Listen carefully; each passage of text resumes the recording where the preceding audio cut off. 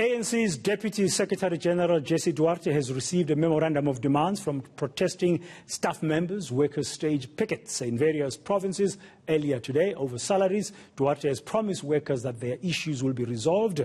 We have my colleague, that's the eNCA senior reporter Bateman, outside Luthuli House in Johannesburg, the head offices of the governing party. Barry, good afternoon again. Earlier we saw a little bit of Jessie Duarte addressing those staff members who were picketing outside Luthuli House, receiving their memorandum of understanding. What has been said? Good afternoon, Dan. Well, from Jessie Duarte, firstly apologising and then extending thanks to the employees and their families for pushing through during these, what she termed, difficult times for the party. But then saying, firstly, that the employees ought to have received a message today that's saying that salaries have already been paid, so that particular issue apparently settled. But on the issue of the Provident Fund, she says that the organisation will, as a matter of urgency, get down to sorting that particular aspect out. But she was talking about the difficulties that the party is experiencing relating to donors and the inability of those funds to be able to come in. But she said it is something that is being taken very seriously by senior leaders in the organisation, and it is something that they will sit down with these employees and their leadership to address as a matter of urgency. And how was that message received by those who had been picketing outside with all kinds of demands?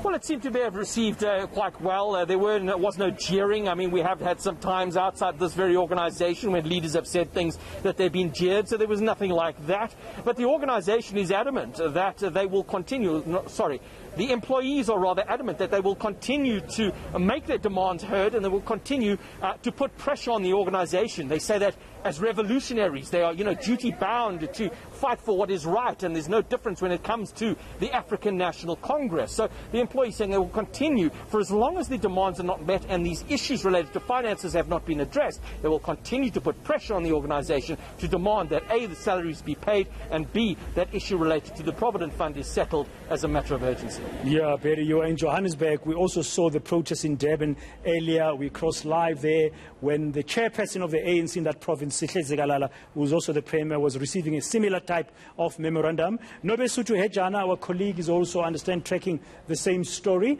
And Nobesuthu, you are in Cape Town. What has been happening there? Well, then we saw from 12, or rather 12:30 this afternoon, ANC employees were picketing outside the Constitutional House here in Cape Town. They've recently, a few minutes ago, they've actually handed over their memorandum to, which was accepted by the ANC's Western Cape convener, Mr. Lerumo Kalago, who is also joining me now. Mr. Kalago, you've recently accepted this memorandum. You've heard some of the demands from the workers. What is your position as the ANC? No, we will take firstly all these memoranda of all these demands and forward them to the head office of the ANC. As the ANC in this province, we are very sympathetic to the plight of the workers and to their demands. We will, as a province, in any case, we have raised their plight in the National Executive Committee meetings of non-payment of their salaries, issues around as they are outlined here. And also, as the province, we have tried to make contributions to just alleviate the immediate plight which they are in now. And the members do say that they don't believe that the ANC is broke, but they say there's been mismanagement of funds. So do you share the same sentiments as the person who has been forwarding these issues to the National Party?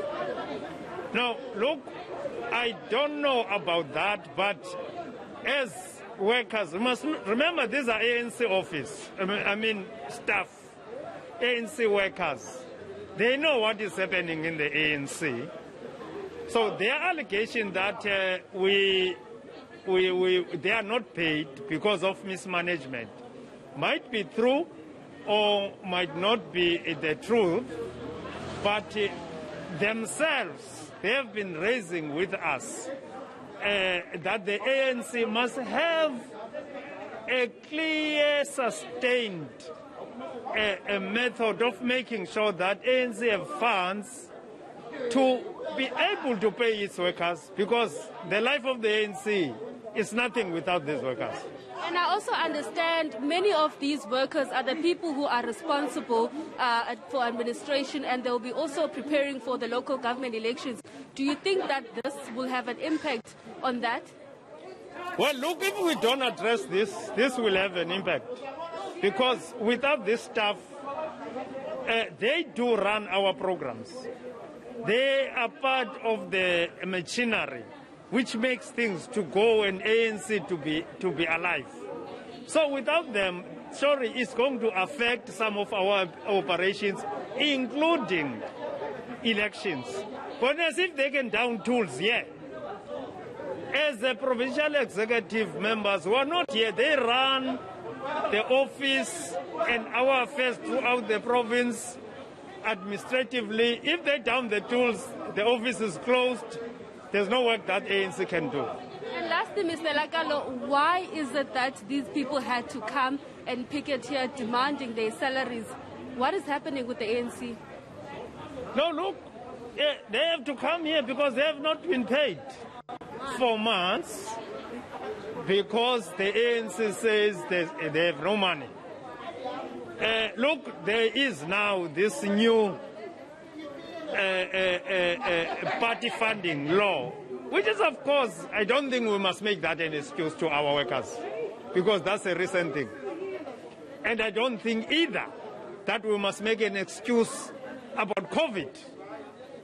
That's a flimsy from the part of the leadership. Lame excuse. Because we knew this plight of these workers. It has been going on for some time, not now.